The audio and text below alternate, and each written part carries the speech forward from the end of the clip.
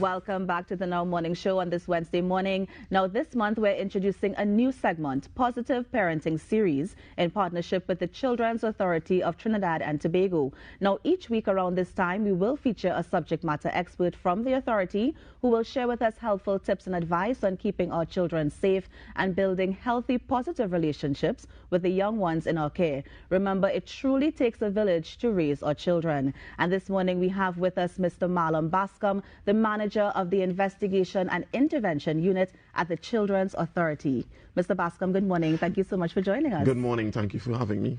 All right. So first of all, Positive Parenting Series. Tell me more. What is it about? When is it showing? That sort of thing. Well, essentially what we want to do is utilize this platform, and again, thank you for having us, to ensure that the public knows that child abuse is everybody's business. So we want to utilize this forum to make sure that we provide as much information as we can, ensure that persons can contact the police or the authority at any point in time if they suspect or believe there are any instances of child abuse taking place, and just to, share any tips as we can to help parents navigate, this difficult period, especially after COVID, where we need to continue to raise our children in safe and, healthy environments.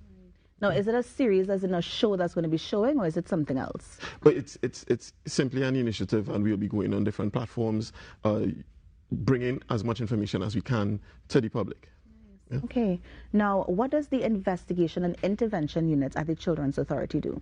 All right, so when persons make reports and they are classified as high risk, medium risk, or low risk, my unit, the Investigation and Intervention Unit, comes in to provide a psychosocial investigation. So the police would do any criminal investigation that is needed, but our unit would engage in what is called a psychosocial investigation, seeking to establish or substantiate any reports that are made.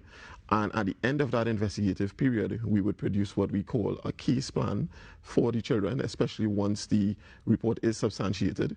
And based upon that case plan, we would then engage in interventions. So the interventions may be a variety of things. It may be the child may need some psychological intervention. We would assist in making sure the child accesses any medical intervention. We may work with Mr. Smith and those at the Ministry of Education, the schools, SSSD, to ensure that the child is accessing any educational opportunities that are needed. We're essentially looking at a holistic development of the child as well as the family in terms of what parenting support is needed, what anger management training is needed. Anything that we identify during the course of the investigation that would help us to support this child and their family, we would then engage and follow through it. Right. So then do you normally see cases of abuse coming towards the unit? Oh, definitely. Well, we see everything. So unfortunately, we see a lot of physical abuse. We see a lot of sexual abuse. We see instances of neglect, inclusive of educational neglect or school neglect. It's unfortunate for me to say that we do have a significant problem in Trinidad and Tobago with respect to the level of abuse that is meted out to our children. Yeah. Is there one that you get more reports than the other? The ones that I just mentioned are most priority. So in terms of sexual abuse, for sure, physical abuse, and then neglect. Those are the three top ones that we often see, unfortunately. Now, when you're investigating these cases of abuse, is the answer always to remove them from the home and put them, whether it is in the system or with another relative? No, that is usually a last resort. We only remove in instances where a child is believed to be in imminent danger or is not being protected by their parent or guardian. But as you said, putting them into one of the community residences, or as you would say, children's homes, is definitely the last case scenario. We would then seek other family members where possible, so auntie, granny, uncles, and so on.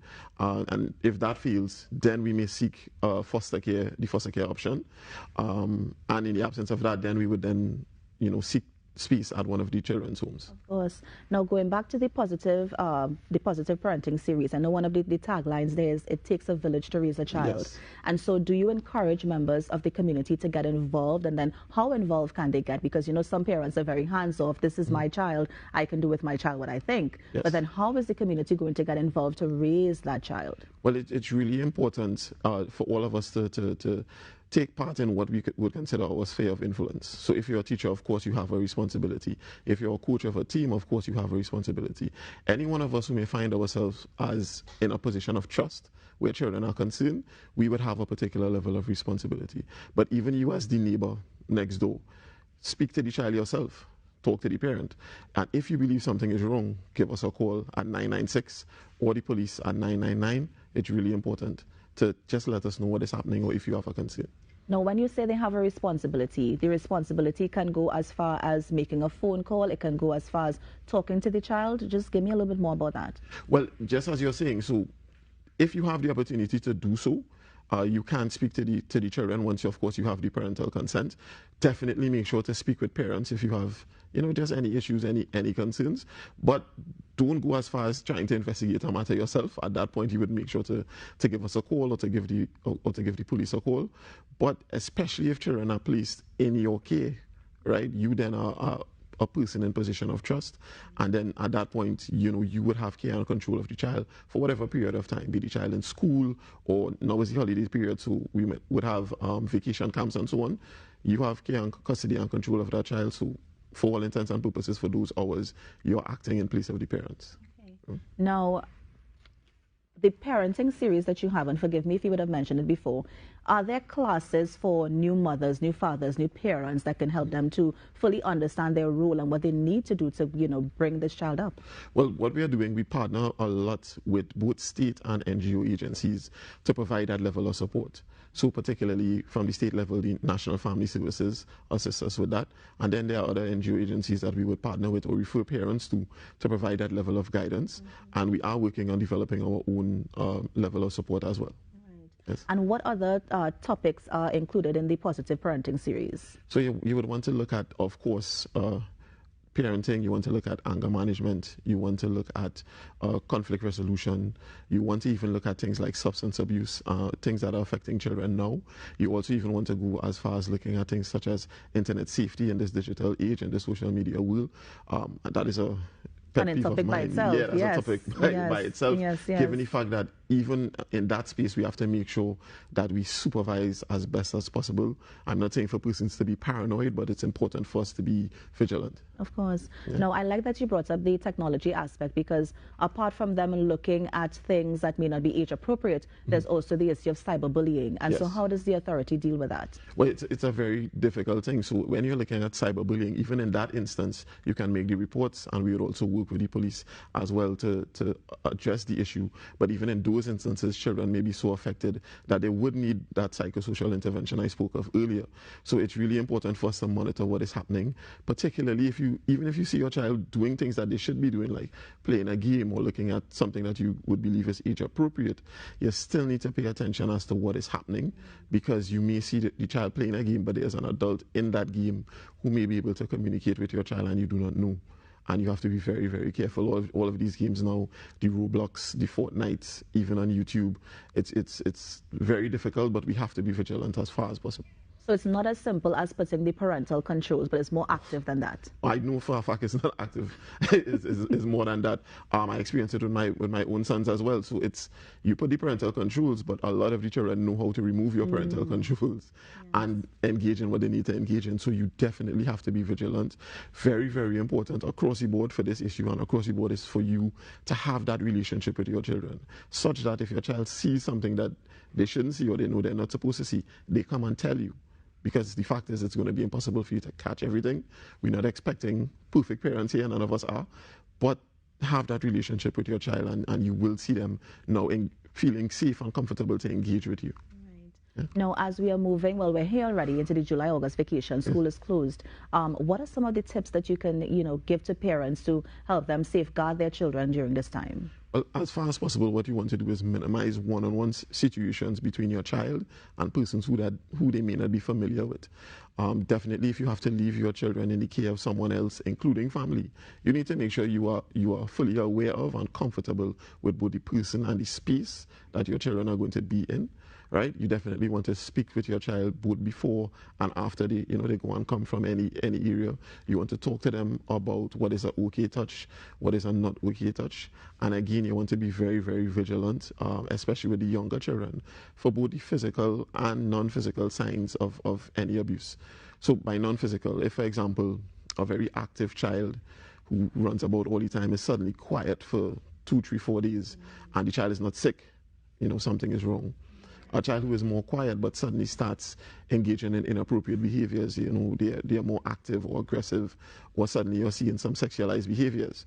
Again, that may be a sign that something is wrong. So it's very, very important for you as a parent to be as vigilant as possible, even unfortunately with family, even with the people that you know for 20 years who you consider family, because what we've seen is that in the majority of cases, the persons who allegedly, you know, perpetrate abuse against the children are persons that the children know and trust.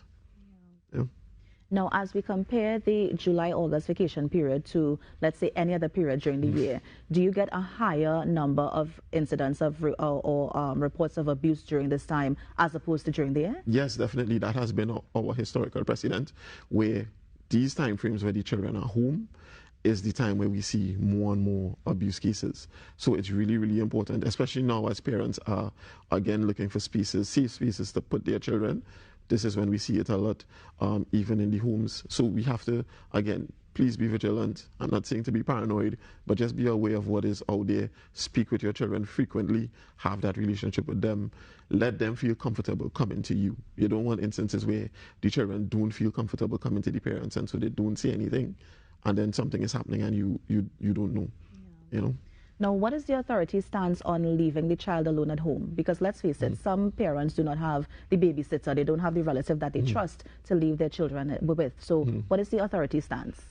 Don't do it as far as possible. As a parent myself, I know how difficult it is. Yes. But if your child is about 15 years or younger, you really should not do it. It's also against the law for you to do that.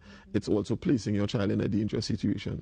So you can't have, for example, an 8-year-old or 5-year-old home by themselves, or a 10-year-old home by themselves, right? We get those reports as well, and then we have to go to the home and figure out what is happening. Right? And I know it's a difficult situation. I know that in coming out of the COVID period, sometimes, you know, we have the basic need to make sure we go and work, earn money for the children and so on, and it's very, very difficult. But as far as possible, please don't do it. Yeah. And finally, Mr. Bascom, if we want to get any more information about the Positive Parenting series, or even how to reach out to the authority, any numbers you can share with us? Yes, definitely. To make a report, you can call 996 or 800-2014. That's a 24/7 hotline. Toll free? Toll free. Nice. So even if you just need information, you can still call, or if you need to make a report, you can call. You can look on our Facebook page, Children's Authority, or you can go to the website at ttchildren.org. And I believe we have those numbers on the screen. So if you're looking at us, or if you're viewing us right now, you can see where you can report those child abuse incidences. Thank you so much, Mr. Bascom, for coming and sharing. I know it's a continuing series, so I know we're going to see, if not you, one of your other colleagues next week as well. Definitely, and thank you for having me. Of course. And that was Mr. Marlon Bascom, the manager of the Investigation and Intervention Unit at the Children's Authority, just sharing more about the Positive Parenting series. You're on the Now Morning Show. We're going to be right back. It's Wednesday. Stay with us.